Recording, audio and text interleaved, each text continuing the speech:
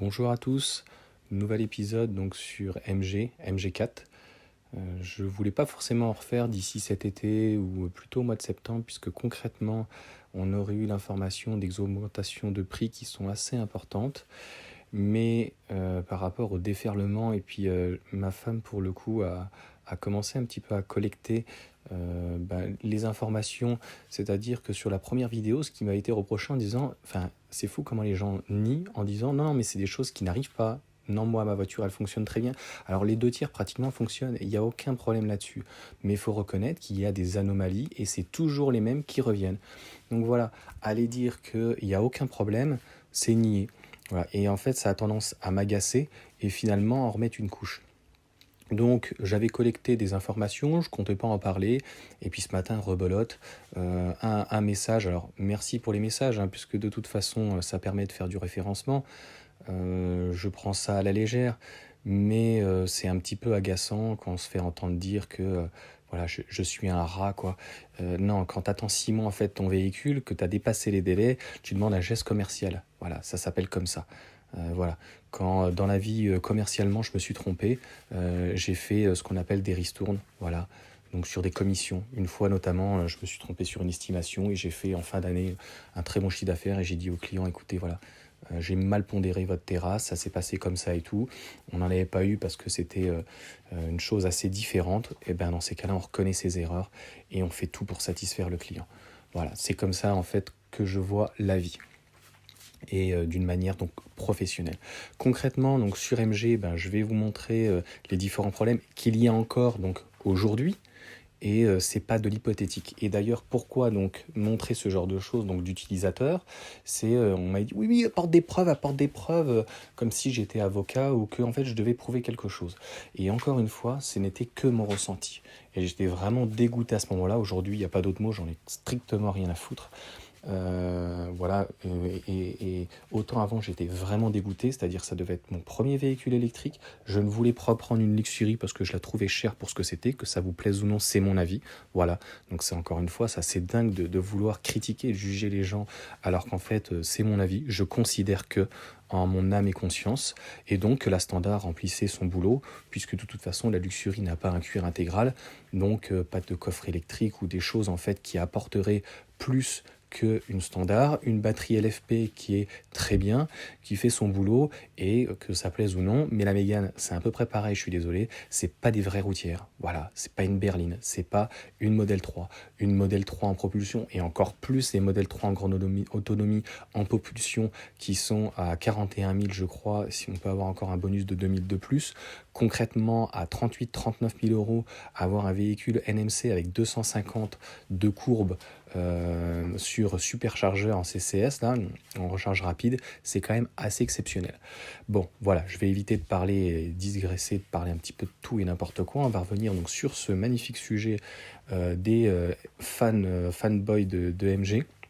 Donc on va commencer avec ce qui ne va toujours pas. Pour le premier commentaire, là concrètement il vaut mieux en rigoler. La personne, donc l'AMG lui propose un préconditionnement parce qu'il ne ferait pas assez chaud dehors, donc préconditionnement quand il fait entre 0 et 10, maximum 15. Voilà. Là on est sur 28 degrés, il nous parle 28 dehors, 32, donc voilà, gros problème. Donc là, on critique souvent Tesla au niveau des pièces. Et puis moi, j'étais chez Porsche, donc je peux vous dire que ça douille. Il y a des trucs qui sont pas très chers, on comprend pas. Puis il y a des choses, c'est juste hors de prix, ce n'est même pas justifié. Donc là, c'est un feu. Ma femme, c'était il y a 2 jours, je crois, elle me dit combien un feu? Je lui dis, je crois que c'est des Xénon, peu importe, j'en sais rien. Maxi LED, euh, comment ça s'appelle Matrix LED, voilà, je vais pas couper, c'est pas grave. Le feu, 500, 800 euros, je lui dis, je sais pas, voilà, je connais un petit peu près les prix, mais je dis, vas-y. 1200 euros, je crois, TTC. 1000 euros hors taxe, 1200 euros TTC. Voilà. Donc, à vous de juger, 1200 euros le feu.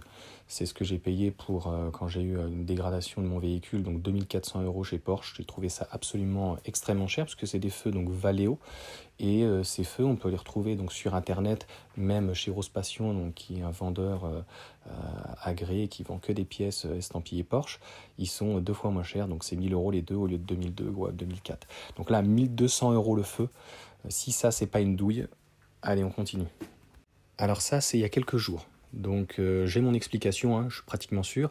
Donc je suivais quelqu'un, donc moi sur les MG4, je les connais pratiquement par cœur. Ne venez pas me dire ouais mais tu l'as pas, t'es pas possesseur. Je l'ai essayé plusieurs fois. Donc arrêtez votre baratin.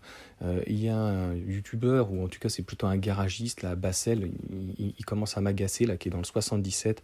Il n'y a pas d'autre mot, il fait le beau. Et concrètement, il fait un tuto donc sur la luxury, puisqu'il n'y a que la luxury ni la confort, et donc la standard qu'il a. Donc la luxury a ce béquet de merde, finalement, il n'y a pas d'autre mot à dire. Il paraît beau, mais en fait il est tout en plastique, et donc il fait un tuto en disant ben voilà, faites attention, quand on vous livre la voiture, il faut resserrer donc ce béquet. Alors je suis désolé, déjà il n'a pas à faire forcément un tuto là-dessus, alors qu'il explique et qu'il le montre, mais à un moment donné ça doit passer en garantie, ça. Donc en fait le béquet est mal serré déjà de base, de 1, de 2, de toute façon, même quand il le resserre comme un porc, au final ça bouge toujours autant. Donc avec les fortes chaleurs, parce que cette voiture elle a même pas un an, donc je peux vous dire il y a une grosse dilatation. Qu'est-ce qui s'est passé là? Donc en fait, il suffit qu'il y ait du jeu, grosse dilatation entre deux matériaux. Et voilà, on va pas me la faire à l'envers. Je fais beaucoup de travaux et moi aussi j'ai fait ce genre de bêtises. J'ai coulé dans du béton, j'ai intégré du bois parce que je voulais pas mettre un pied, je trouvais ça dégueulasse.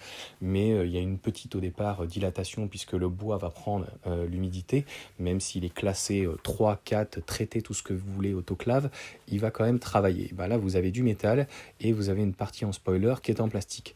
Donc mal serré, il y a eu une dilatation et au final, donc le pauvre monsieur, la vitre a pété. Donc il a fermé la porte. Au moment où il a fermé la porte, il y a dû avoir un léger, à cause donc de ce béquet, un léger impact, et donc ça a explosé la vitre. Voilà, ça veut dire que a priori, peut-être en bris de glace, ça passera en bris de glace. Là, il a de la chance, ça va passer en bris de glace. Donc là, je pense que, à mon sens, il m'avance peut-être un peu, mais c'est un défaut de conformité du véhicule. Passons. Alors ça, c'est pour les nantis, ceux qui n'y connaissent absolument rien à l'automobile. Ils sont complètement perdus et en fait, il n'y a pas d'autre mot. Les clients sont complètement baladés. Donc, encore une fois, la personne qui récupère sa voiture au bout de 15 jours, on lui a dit que c'était 6 mois et qu'il a au bout de 15 jours, la voiture est conforme, il n'y a aucun problème. C'est super, il n'y a rien à dire.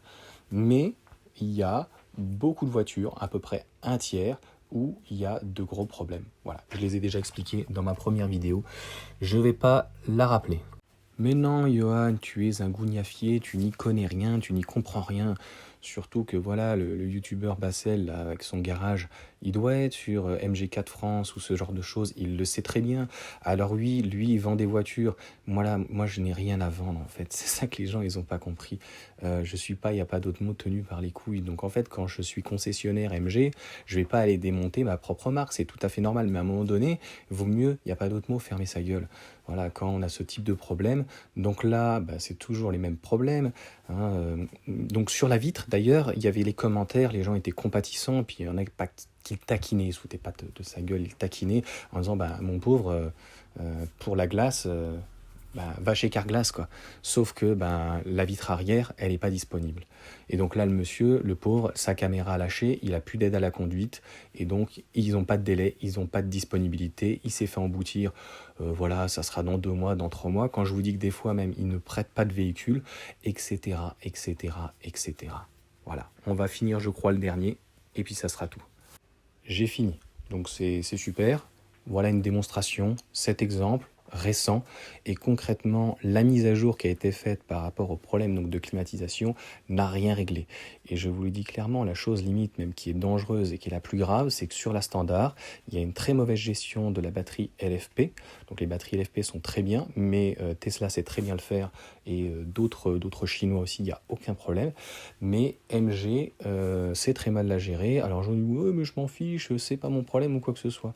Ouais, mais un jour où tu voudras faire, mettons, 300 km d'une traite, et qu'au bout de 30%, dès qu'il te reste 30% de ta batterie, on va te dire qu'il y a une dégradation, et que concrètement, tu es sur l'autoroute à 130 et que tu vas être bridé à 90, là, ça devient dangereux. Voilà. Mais les gens s'en fichent, parce que concrètement, ils se disent ça m'arrivera pas, ou je ferai autrement. Voilà, quand j'utilise mon véhicule, ma modèle Y, concrètement, je descends jusqu'à 5%, je ne vois absolument aucune différence de puissance. Et ça, c'est très important. Et c'est ce que j'expliquais la dernière fois avec un ami. C'est exactement comme n'importe quel outillage. Il me parlait du rasoir. Il me dit oui, c'est vrai que quand mon rasoir il commence à fatiguer et que j'arrive à la fin de la batterie, voilà, c'est plus très performant, ça commence à saccader et à fatiguer. Voilà, c'est exactement ça. Et quand on n'a pas une bonne gestion en fait de sa batterie, voilà. Très bon châssis Volkswagen, propulsion, très bon braquage. Elle a plein de points positifs. Il y a absolument batterie CATL, son numéro 1. Donc voilà, c'est exactement comme une mayonnaise si vous voulez. Vous avez beau avoir les bons ingrédients, mais si vous ne savez pas bien les mélanger et les construire, voilà. Donc la suite au prochain numéro hein, avec les fanboys. Et puis pour ceux qui n'ont pas de soucis, tant mieux pour vous. Et puis ceux qui ont des soucis, j'espère que ça va se résoudre. Voilà, parce que concrètement, on ne peut pas se réjouir qu'il y ait des problèmes sur un véhicule à près de 30 000 euros et qu'il n'y ait pas de solution apportée. Voilà. Donc, comme on dit à chaque fois, tant qu'il n'y a pas de problème, pas vu, pas pris. Tant qu'il n'y aura pas de souci, vous verrez, vous ne serez pas dans la mise. Et je ne vous le souhaite pas, le jour où si vous avez un moindre petit accident, si on ne peut pas réparer le pare-choc ou quoi que ce soit, on vous dira d'attendre. Donc j'espère que vous aurez un prêt de véhicule à ce moment-là, soit par le garage, soit par votre assurance. Sur ce, ciao.